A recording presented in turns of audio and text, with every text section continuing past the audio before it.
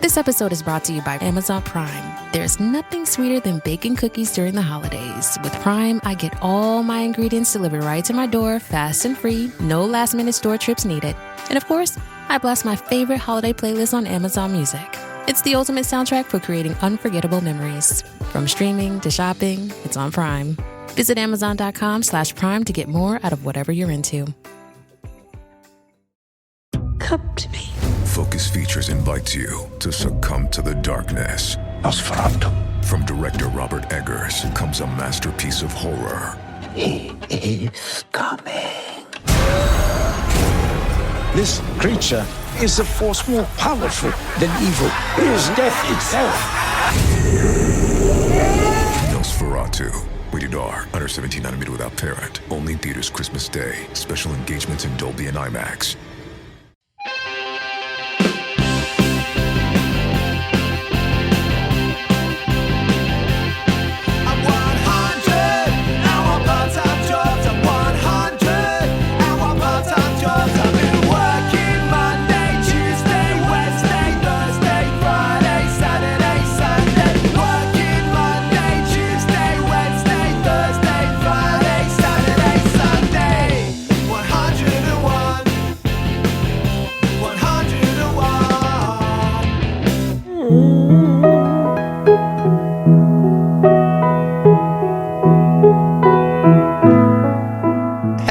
You're listening to 101 Part-Time Jobs with me, Giles Bidder, and I am sick. It's been a psychedelic last couple of days.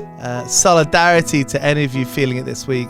But we're still going to put out 2 episodes this week. Today's with Cameron Winter, singer of Geese. It's got that Syd Barrett. It's got a bit of Nick Drake. The video for $0, not $0, on YouTube really grabbed me. I think a video can really elevate a song, and yeah, a video for $0 does that. This is Cameron Winter on 101 Part-Time Jobs. His new record, his solo debut album, which is called Heavy Metal. It's out on Partisan. Go and buy a copy or stream it now. If you like this episode, make sure you click subscribe. We put out 2 episodes every week with bands and artists who we think are great, and we think you will too. We'd love to have you along.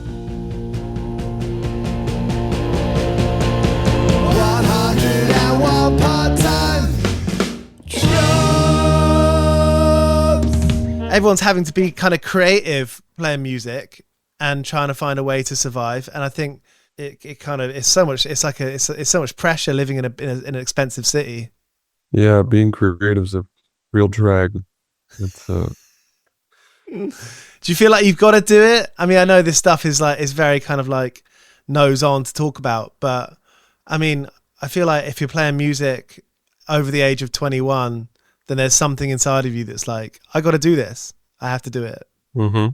Well, I don't think I would have started on the path I'm on now if I didn't have some idea that like it was going to end up being stable.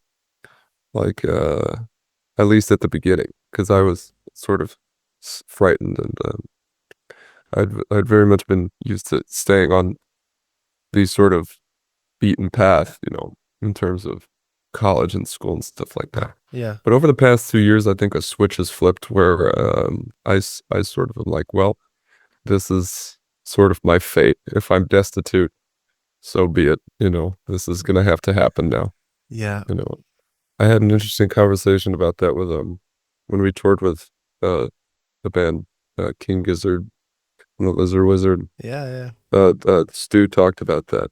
He was a very sort of humble guy, where he was just like, you have to be at peace with the fact that, one day everything might crumble down and you have to go back to, like, I don't know, being a chorus teacher or something. Yeah. Not that there's anything wrong with being a chorus teacher, but totally. We had Stu on. I spoke with Stu at a really earlier episode about 2 years ago, and I remember finishing that conversation and feeling quite upbeat. I had like a pep in my step, and I think that when you chat to someone who is able to kind of communicate those ideas, that's special. It's awesome to be able to have those kinds of conversations. Yeah. have you had many like mentors or people you've been asked, like able to ask for advice? Because like no one does this shit completely alone. Well, Dick Cheney has given me some really great, you know, guidance over the years. Who else? I don't know. My dad. Yeah. Something. Yeah. You know, I've probably got too much guidance, actually. It's really annoying from in my life. Show off. Well, you know, it's too much guidance can be. Often I get guidance suggesting completely opposite things, and that's a real pain. That's a real pain in the ass. I've already disappointed someone when that happens. And you're used to being in a band of people, you know, and when there's loads of opinions, there's opinions flying around the room. Mm-hmm. Mm-hmm. No, that's why I had to get the hell out of there, you know. I always wonder if it's like, it's a very adult thing to be like, hey, I'm going to do my own thing. But of course, like, there's something innately special about being in a group. Is there how do you kind of frame doing like a solo thing in your mind? Is it like an extension to it or completely to the side, or is it even maybe like part of it? Honestly, no, it's kind of not a part of it at all. Like the band really is, it's like you say, it's like the band's a different organism completely. So, you know, I feel like if I was trying to like replicate what the band does on the solo album, I'd be doing a really shit job of it, because I mean, I feel like that's what a lot of solo albums try and do, and it's like just a watered down sort of narcissistic version of the band. So I mean, the solo project felt the workflow was way different in a way, you know, what the band does well provided, like, because I didn't want it to sound like a band, you know, it actually was the inspiration for me going the opposite direction, you know, like it provided like a template of what I should not try and do on this album. Yeah, for sure. $0 is great, and the video. $0. Why? What? This is such a British way of saying the title. Sorry, that's what, so is it funny. $0? How do you say it? I said $0, but that's really great. Not dollar. You're making me feel like a not dollar man. I'm gonna say that when I play London or something. That's funny because you actually sing it in there. I sound like That's so funny. sound like I know nothing. Not at all. You know not. I know now. I quite like that. I learned that when I was working at a community radio station where all the DJs would, I mean, there'd be like over 200 DJs, and all of them invariably would play stuff that either I'd never heard of or like I wouldn't have ever pressed play on myself. And that was a really good lesson to be in a room and be like, I don't know. What is this? You know, because I think, you know, music is definitely always going to be one of those things that there's going to be a lot of like snobbery or whatever you want to call it. Like, oh my God, you don't know that? You're such a fucking idiot. Like, now, no, fuck that. It's like, oh, you haven't heard that yet? Oh, give this a try. I wish I could hear it for the first time again. Well, I'd like to defend snobbery to my last breath. You know, it's all I really have at this point. You know, I don't have much. You got to take it. Do you like, are you the guy that's arguing at the party about music? Yeah, you know, everyone, you know, I'm the guy who puts on Albert Ayler, you know, and goes to the room and starts talking about, you know, I don't know, like you got loads of friends. No, but I've some better than friends, and that's like superiority over everyone. 101 part-time jobs. 101 part-time jobs.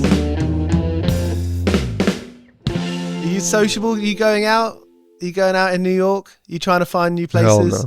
Hell no. Not this last year. This last year I've completely, you know, dispensed of any sort of will to go out and drink or party. I mean, I do it occasionally, but I just don't like to leave my neighborhood where I live. And, yeah. I've just, you know, I've got shit to do. It's annoying. Like there is a, like when I was 21, God, how young I was.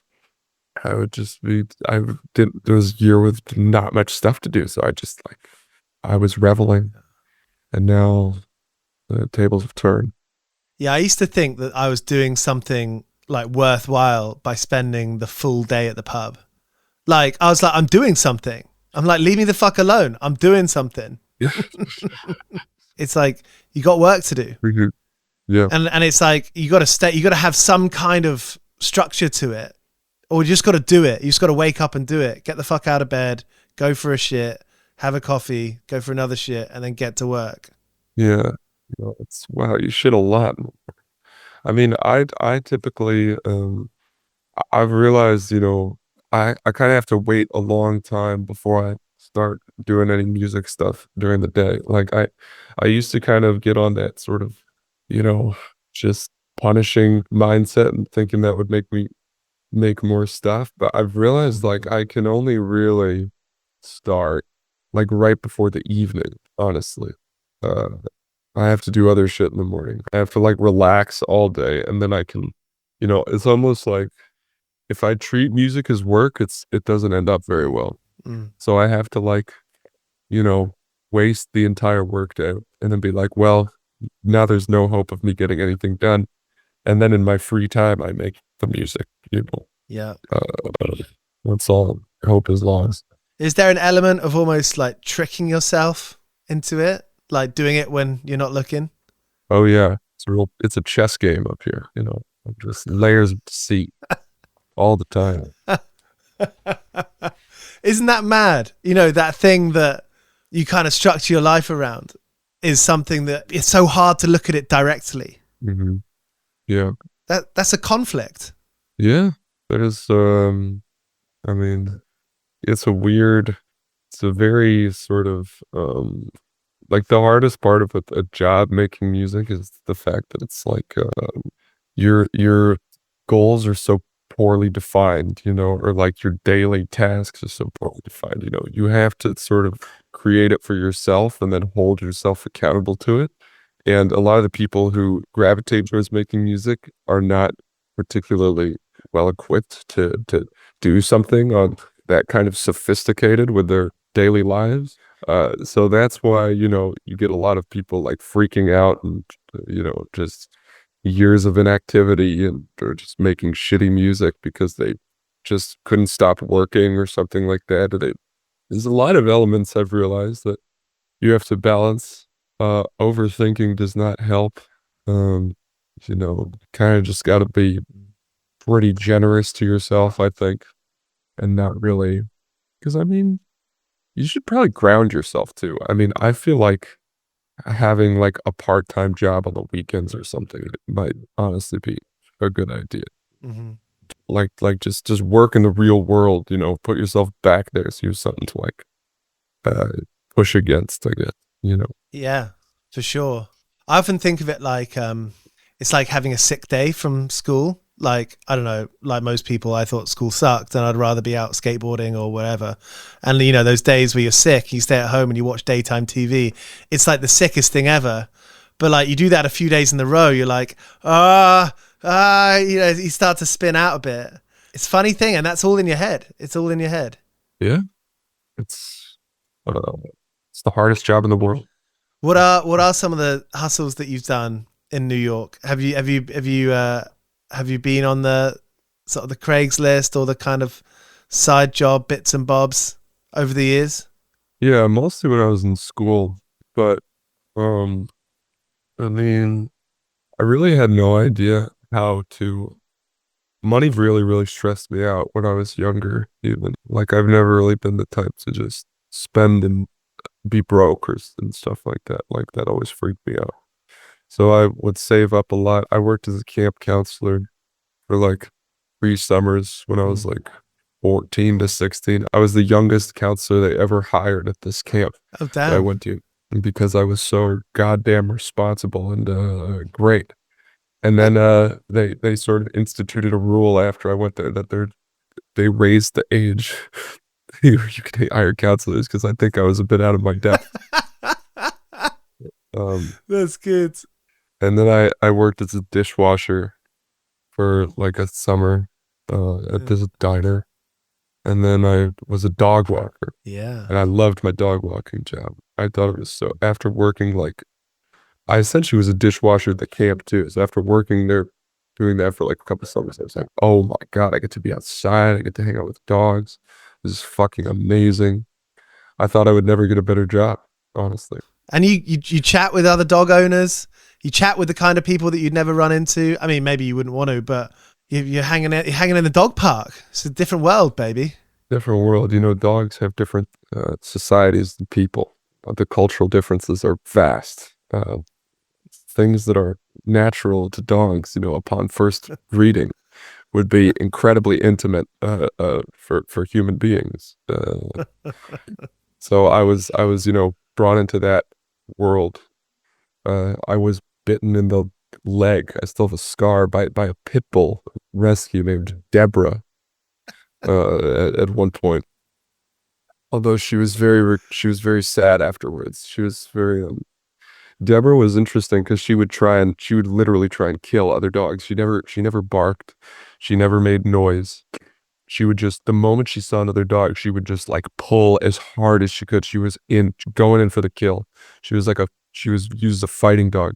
Damn. And she got rescued by this guy. And one day, the schedule dictated that I was to walk Deborah. I would go to people's houses, pick up their dogs, and then I'd walk them with maybe some other neighborhood dogs. And I went to Deborah's house with this small dog. It was one of the first times I went to go pick Deborah up. So I went to walk Deborah as I was carrying this other small dog. And I opened the door and Deborah was face to face with this little dog. And only now do I realize how precarious that was. But the owner of Deborah just like stood up because he worked from home as this coder who was just constantly, you know, typing like a sort of this movie CIA agent. He just never stopped typing into this big matrix at his desk. But he finally turned around and was like, oh my God, like this is about to be a bloodbath in this house. But Deborah just like stood just completely still and then like looked up at me and looked at the dog. I don't think she'd ever figured it would be delivered to her that easily.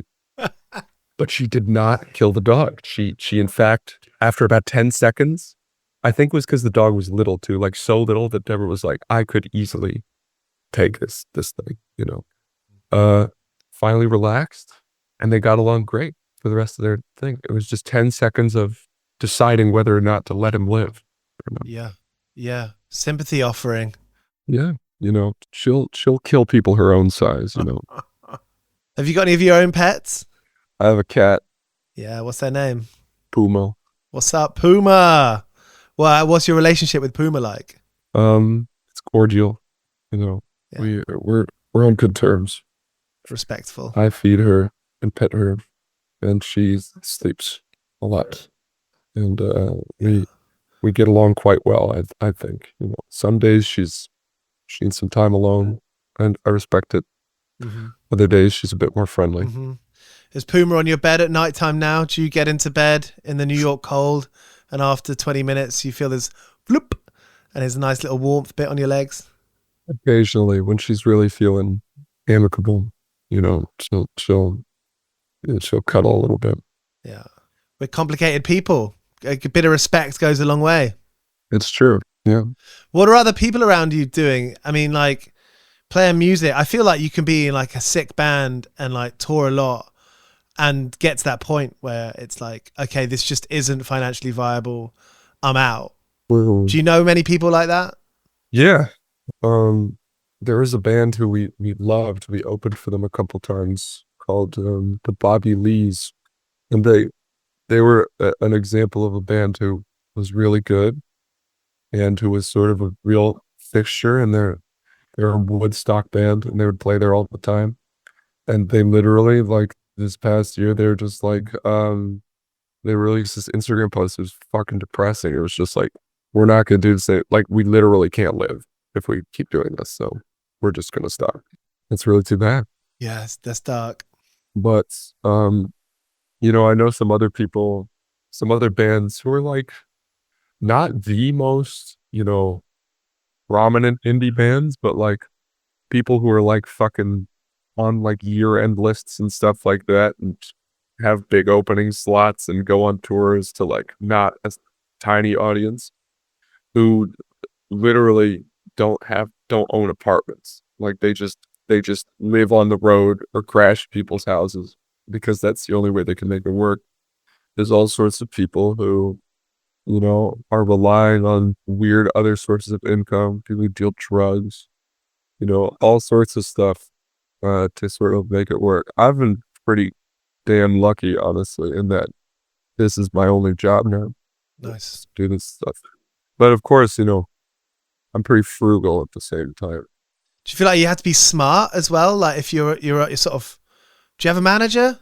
I have a manager. So you work with them on like a daily basis, and I feel like it's part of like the artist's job now to be pretty clued up, to be kind of, to be knowing what's going on. You don't want to be fucked around. Everything's pretty transparent now. Yeah. I mean, it always helps. I think, it's not a new development, but like if you have a decent understanding of the business side of it, it'll probably help you in the long run. Just know you're probably going to have to accept getting fucked over in the beginning, but just know how much you're getting fucked over and for how long you should tolerate it, that sort of thing. How long you should hold the grudge for. Yes, exactly. Right now I'm in the getting absolutely fucked over stage of my career. Are you? No, it's okay. I have it pretty good.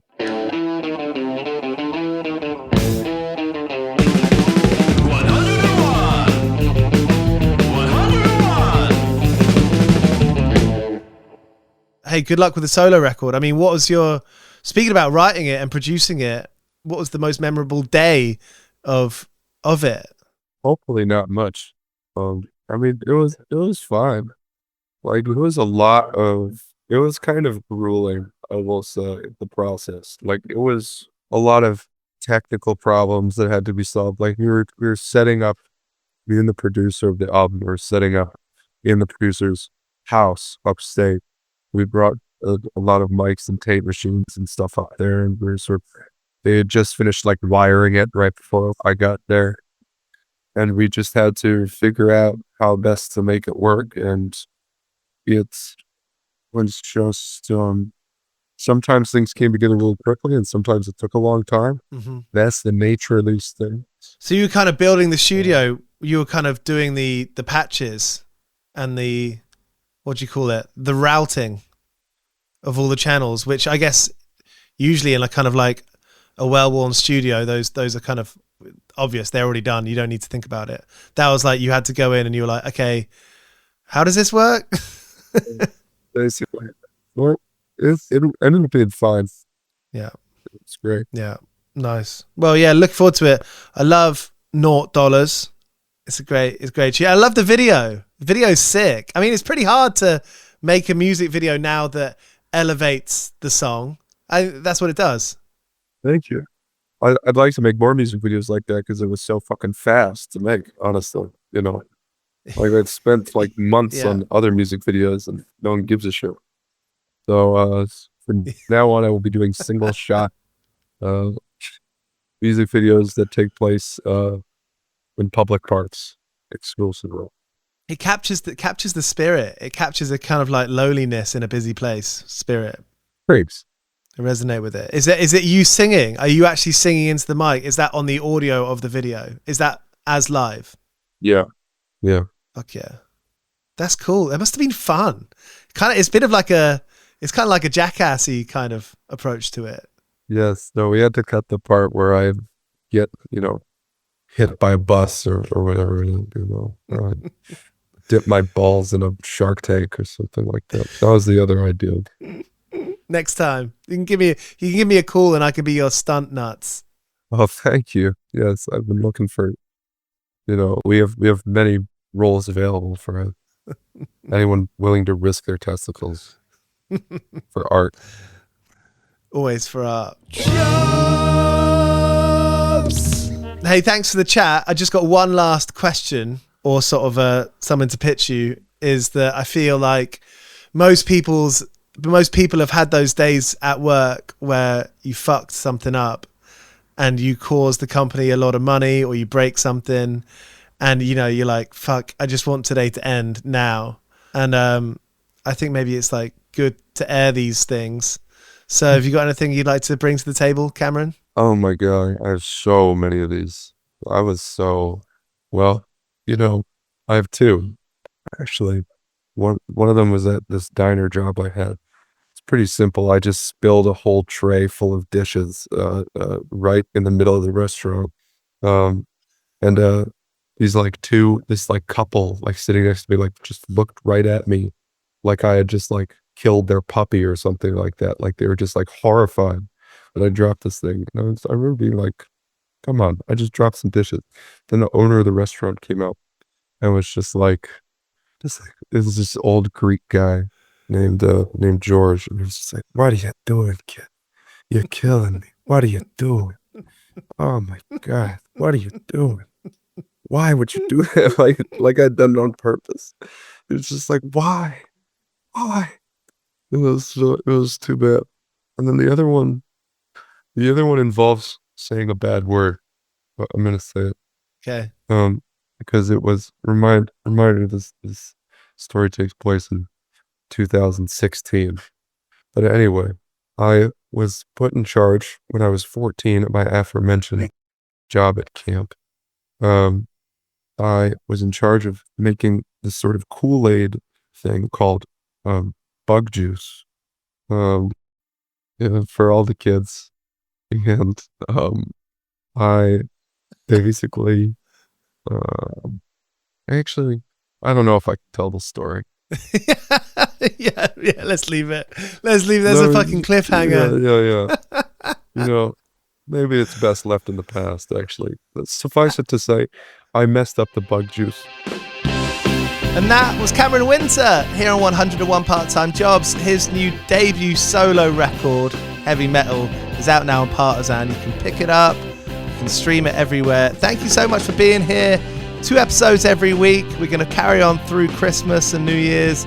Maybe just one episode between Christmas and New Year, actually. But thank you for being here. We just relaunched our Patreon, where we're doing shoots every week at this point, and some of the money's come out from our own pockets. So we've decided to ask to see if you'd be up for helping us. Obviously, no worries if not, but if you're able to fund us £1 or anything more than that a month, that'd be amazing. You can head to patreon.com/101 part-time jobs to do that. Thank you so much. 101 Part-Time Jobs is hosted by Giles Bidder and produced by me, Olivia Swash. This has been a Mighty Moon Media production.